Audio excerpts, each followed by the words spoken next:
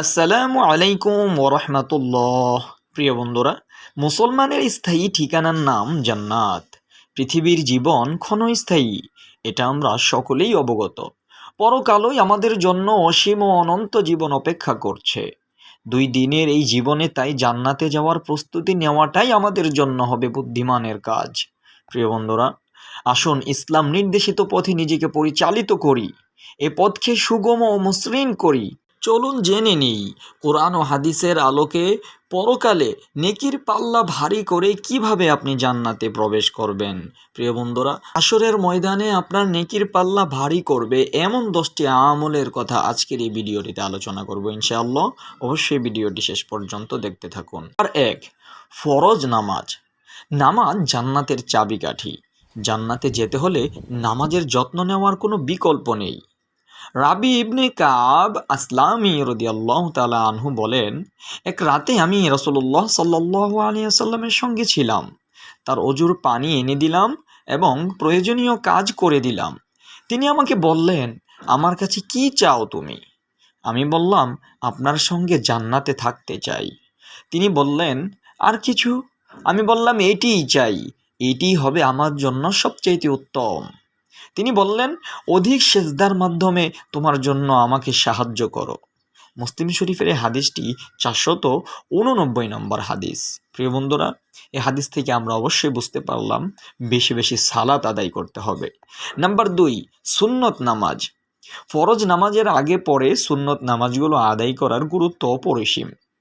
হাদিসে সেগুলোকে জান্নাতে যাওয়ার মাধ্যমও বলা হয়েছে।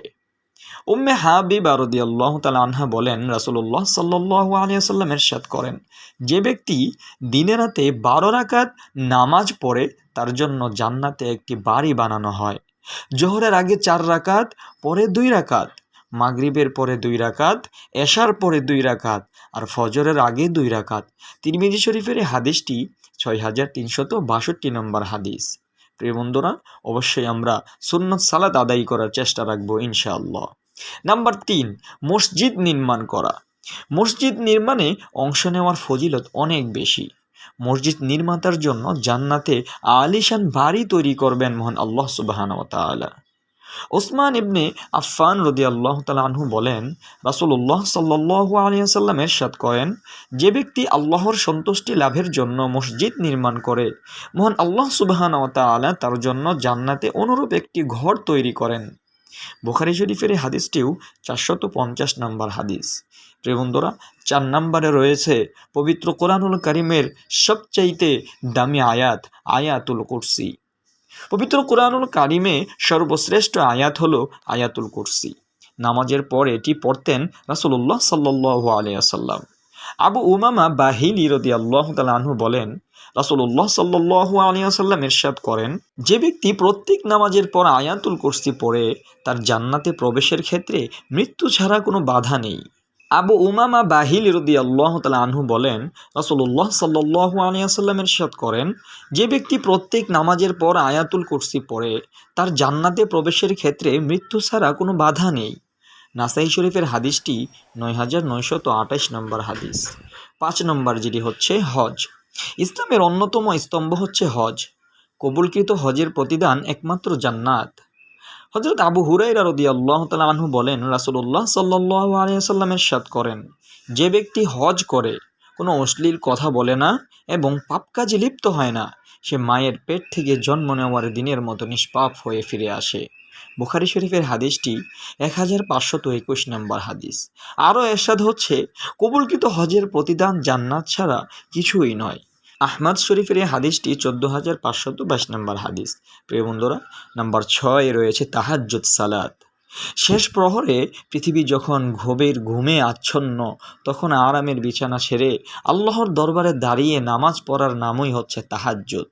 তাহাজ্জুদ জান্নাতে নিয়ে যাবে আমাদের ইনশাআল্লাহ।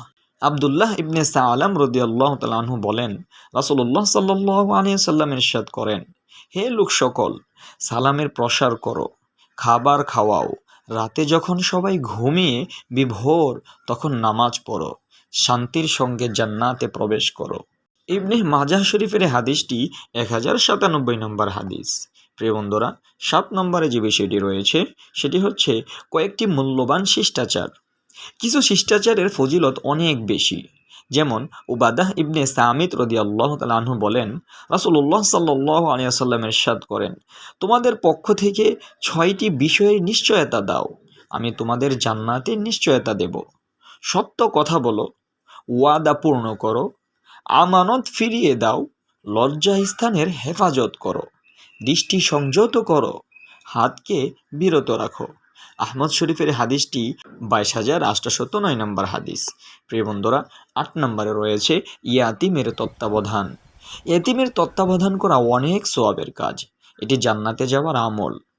সাহাল ইবনে সাআদ রাদিয়াল্লাহু তাআলা আনহু বলেন, রাসূলুল্লাহ সাল্লাল্লাহু আলাইহি ওয়াসাল্লাম নিজের তর্জনীয় মাধ্যম একত্র করে বললেন, আমিও এতিমের তত্ত্বাবধায়ক জান্নাতে এভাবেই থাকব। বুখারী শরীফের হাদিসটি 6005 নম্বর হাদিস। প্রিয় বন্ধুরা, 9 নম্বরে যে বিষয়টি রয়েছে সেটি হচ্ছে রোগীর সেবা করা। রোগীর দেখাশোনা ও সেবা করা বা শুশ্রূষা করা জান্নাতি আমল।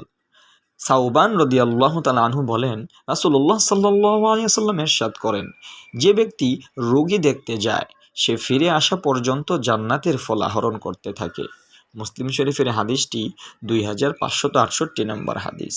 প্রিয় বন্ধুরা, সর্বশেষ যে বিষয়টি রয়েছে 10 নম্বর, সেটি হচ্ছে সরলতা। সহজ সরল ব্যক্তি আল্লাহর কাছে খুবই প্রিয়। তিনি তাদের প্রতিদান হিসেবে জান্নাত দিবেন। উসমান ইবনে আফফান রাদিয়াল্লাহু তাআলা আনহু বলেন, রাসূলুল্লাহ সাল্লাল্লাহু আলাইহি ওয়াসাল্লাম ইরশাদ করেন, মহান আল্লাহ সুবহানাহু ওয়া তাআলা সে ব্যক্তিকে জান্নাতে প্রবেশ করাবেন যে সহজ সরল।